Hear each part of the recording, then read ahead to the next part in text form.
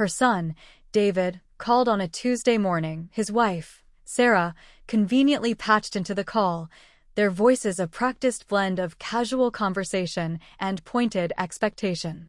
"Mom," David started, his tone just a little too bright. "We've been talking, and with Sarah's job shifting to remote, the apartment just isn't working anymore. It's getting cramped, you know." Sarah chimed in with a sigh that sounded theatrical even over the phone. "It's really impacting my focus, Martha. And the kids need space." Then came the pivot, delivered by David, his voice lowering slightly as if sharing a reasonable proposal. "We were thinking, the beach house. It's just sitting there most of the year. It would be perfect for us. You're not using it, really." Before we dive into the story, let us know where you're watching from in the comments below, and if you believe family should protect, not exploit each other. Hit that like button and subscribe for more.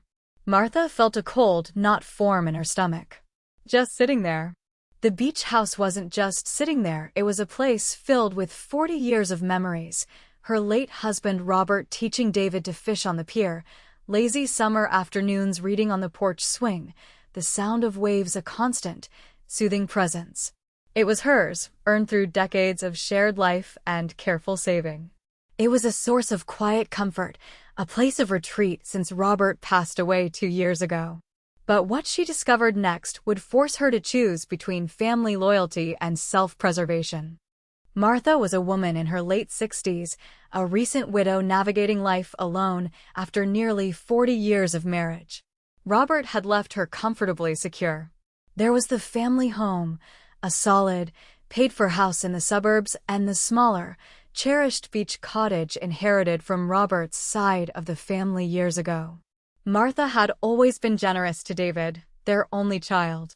She'd supported him through university, helped with the down payment on his first apartment, and bailed him out of minor financial scrapes over the years, often loans he seemed to forget about soon after receiving. David, now in his late 30s, worked in marketing, and Sarah, his wife of 10 years, was in tech. They had 2 children, Martha's beloved grandchildren. Martha had always believed in helping family. It was a core principle Robert had shared. They'd sacrificed over the years to provide opportunities for David, sometimes doing without themselves so he could have a good education or a leg up starting out. This deep-seated love and history of giving made the call about the beach house all the more disorienting. David and Sarah presented themselves as struggling, implying that Martha's unused property was the obvious, almost obligatory, solution to their problems.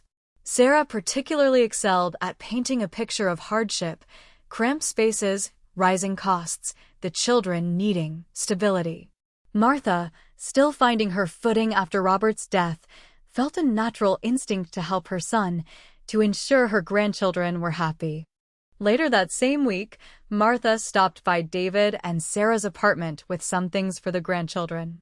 As she waited in the hallway, she overheard voices from inside. It was David and Sarah, their tones less stressed than they'd been on the phone. "She barely uses the place," Sarah was saying. "It's ridiculous. It's just sitting there, appreciating. It's practically wasted potential," David chuckled. "Yeah, and think of the money we'll save on rent. Plus, we can renovate the kitchen Sarah always wanted." Sarah's voice grew sharper. "Exactly. It's our future, David. We just need to convince her it's the right thing to do. She's so sentimental about it, but she'll come around. She always does." Martha stepped back from the door, her hand shaking slightly on the doorknob. They weren't asking for help. They were discussing an asset they felt entitled to claim. The beach house wasn't a potential solution to their struggles, it was wasted potential they intended to exploit for their own gain and renovation plans. It wasn't about need, it was about want and perceived entitlement. The house wasn't just sitting there to them, it was just sitting there waiting for them to take possession. The cold knot tightened in Martha's stomach. They weren't discussing her feelings, her memories, or her own needs. They were discussing her property as if it were already theirs, a resource to be repurposed for their benefit. The casual entitlement, the dismissal of her emotional connection to the place, struck her as a profound betrayal. This wasn't the first time David had conveniently forgotten a loan or treated her financial support as an expectation, but this was different. This was bald-faced covetousness presented as familial necessity. That evening, the demand became explicit and unapologetic. David called again. "Mom, about the beach house. We really need it. We're hoping you'll just sign it over to us. It makes the most sense. You don't need two houses." The phrase "sign it over" hit Martha with the force of a physical blow. Not lend, not let them use for a while, but sign it over. Give it to them. Her voice was thinner than she expected. "David, that's a lot to ask." "It's my property," Sarah quickly jumped in, her voice suddenly tight with impatience. "Martha, be reasonable. It's just a vacation house. We're your family. We need it more than you do. Think about your grandchildren. Don't you want them to have space?" The use of the grandchildren as leverage felt particularly cruel. Martha ended the call shortly after, promising to think about it, needing to escape the suffocating pressure. The initial shock began to give way to a slow, simmering hurt, then a dawning realization of the depth of their manipulation. She tried to rationalize it. Maybe they were desperate. Maybe they didn't understand the value or her feelings. But the overheard conversation echoed in her mind. Wasted potential. She always does. There was no misunderstanding. Her first defensive action was small, almost subconscious. She located the fireproof box where she kept important documents. She pulled out the deed to the beach house, the deed to her main home, her will and Robert's will. She didn't know exactly what she was looking for, just that she needed to see the physical proof of ownership to ground herself in the reality that these assets were hers. Seeing her name, clear and undeniable on the legal papers, offered a small sense of fortification against the tide of their demands. She locked the box securely again, a small, quiet assertion of control over her own affairs. The pressure mounted swiftly after that first call. David and Sarah seemed to interpret her hesitation not as consideration, but as resistance that needed to be overcome. The calls became more frequent, the texts more insistent. They began sending links to articles about the benefits of multi-generational housing or how downsizing could simplify an older person's life. They talked about planning for the future as if it was a joint project they were generously including her in, rather than a blatant grab for her assets. Sarah started posting cryptic messages on social media about family obligations and unsupportive relatives, thinly veiled jabs aimed at Martha that she knew other family members and mutual friends would see. It was a calculated effort to isolate her, to create a narrative where she was the unreasonable one, hoarding resources while her own family struggled. Martha, meanwhile, began her own quiet process. She started a journal, noting every call, every text, every manipulative comment. She screenshots Sarah's passive-aggressive social media posts. She collected copies of bank statements showing loans she'd given David that were never repaid. This documentation felt vital, a way to make sense of the confusing emotional landscape and to gather concrete evidence of their behavior. It was no longer just a feeling, it was a pattern, meticulously recorded. The next crucial step was seeking professional advice. Martha scheduled an appointment with the lawyer who had handled Robert's estate. Mr. Davies was a kind, older man who listened patiently as Martha, feeling a confusing mix of shame and anger, recounted the escalating demands and the overheard conversation. He confirmed, unequivocally, that the beach house was hers, solely in her name. He explained her rights and, more importantly, the potential implications of giving away such a significant asset, including tax consequences and the complete loss of control. He gently warned her about the concept of undue influence, especially given her recent widowhood and David and Sarah's increasingly aggressive tactics. He advised her to stop communicating with them about the house directly and to direct all future communication through him. He also suggested reviewing her will, a topic they hadn't touched upon since Robert's passing. This consultation was a turning point.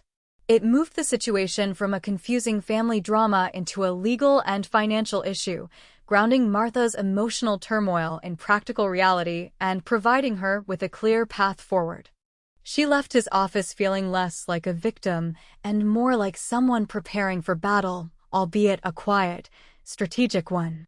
As soon as David and Sarah realized Martha wasn't simply going to hand over the keys, their pressure intensified. They shifted tactics from persuasive requests to thinly veiled threats and guilt trips. David called, his voice tight with feigned concern. "Mom, Sarah and I are worried about you. You seem not yourself lately.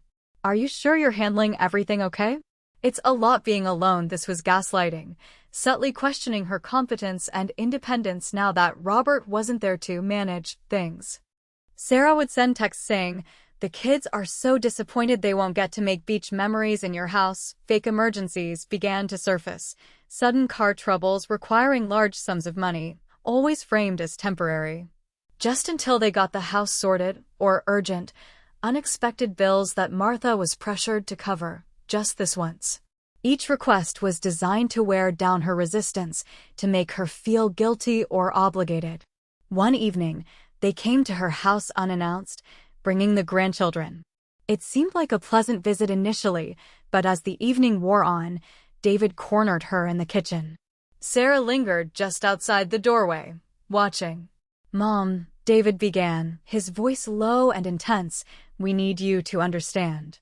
This isn't a request anymore. We need that house. We've made plans. We're struggling, really struggling, and this is the only way. If you don't help us, we don't know what we'll do. Maybe we'll have to rethink things."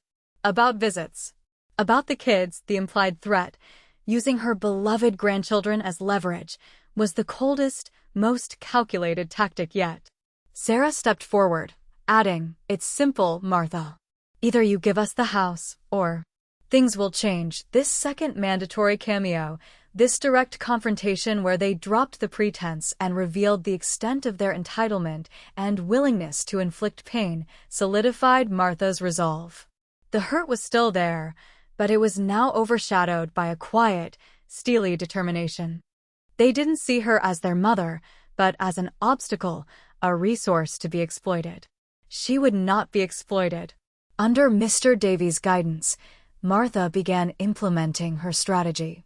She started the process of getting the beach house formally appraised and instructed Mr. Davies to begin drafting a new will. She also moved a significant portion of her liquid assets into accounts with stricter access controls, changing passwords and setting up alerts.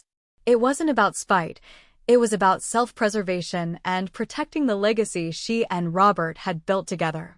She instructed Mr. Davies to handle all communication regarding the house and her finances with David and Sarah. The smoking gun wasn't a single dramatic discovery, but a series of small confirmations that solidified her understanding of their deceit.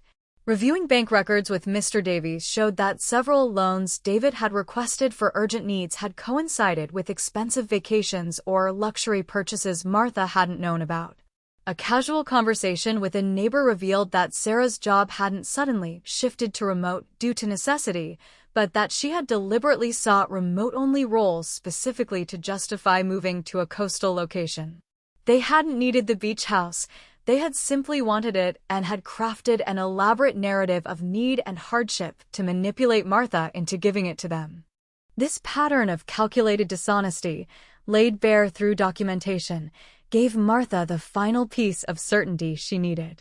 The legal weapon was now fully in hand, the decision to sell the house, securing its value for herself, and the legal process of updating her will to reflect the reality of her relationship with her son and daughter-in-law. Martha quietly listed the beach house with a real estate agent recommended by Mr. Davies, an agent who understood the need for discretion initially. The market was good, and within a few weeks, she received a solid offer. She accepted it. All through this process, David and Sarah remained confident, perhaps interpreting Martha's silence. As per Mr. Davies' advice, she stopped engaging in their conversations, as grudging acceptance or a sign she was weakening. They made the crucial mistake of believing their manipulation had worked, or was on the verge of working.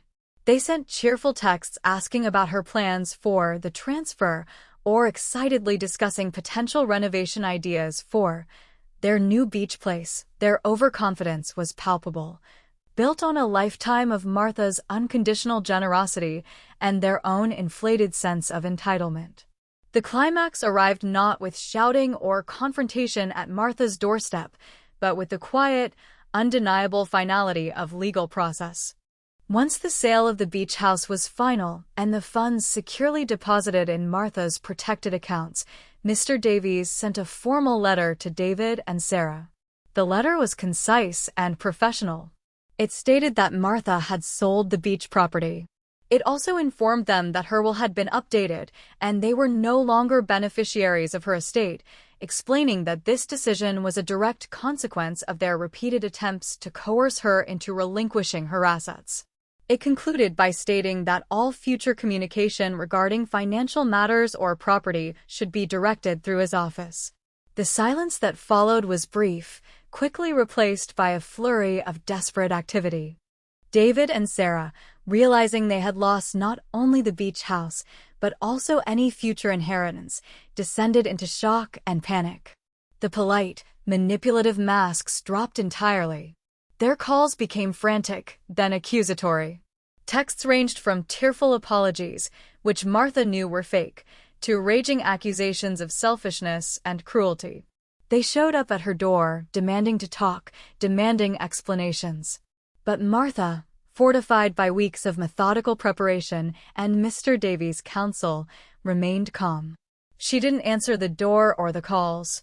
She simply followed her lawyer's instructions, maintaining her control and her boundaries. The truth, delivered starkly by Mr. Davies' letter, quickly spread among the extended family. There were hushed phone calls, questions, and some judgment from relatives who had believed David and Sarah's narrative of Martha being difficult. But Martha simply stated the facts, offering proof in the form of documented texts and emails to those whose opinions she valued. The desperation tactics continued: pleas for reconciliation, attempts to use other family members as intermediaries, even threats to contest the will later. But they were futile against Martha's quiet resolve and the finality of the legal actions taken. In the immediate aftermath, Martha sat alone in her familiar living room. The house felt quiet, but it was a different kind of quiet than the emptiness she'd felt after Robert died. This was a quiet of peace, of security. The proceeds from the beach house sale were safely in her account, a tangible representation of her protected future. Mr. Davies confirmed everything was finalized. The property was sold, the will updated, her finances secure. David and Sarah had lost the house they felt entitled to and the inheritance they had clearly been counting on. They faced the consequences of their own greed. Martha had put up automatic call blockers on her phone for their numbers and blocked them on social media. Her boundaries were clear and firm. She looked out her window, feeling the ache of betrayal but also the quiet strength of having stood up for herself, for Robert's legacy, and for her own dignity. There would be no forced reconciliation, no sweeping the manipulation under the rug. The family relationship, as she had known it, was irrevocably changed. But she was safe, secure, and at peace in her own home, a survivor who had quietly won. Thanks for watching till the end. If you enjoyed this story, give this video a like if you haven't already, and subscribe for more stories about standing up for yourself.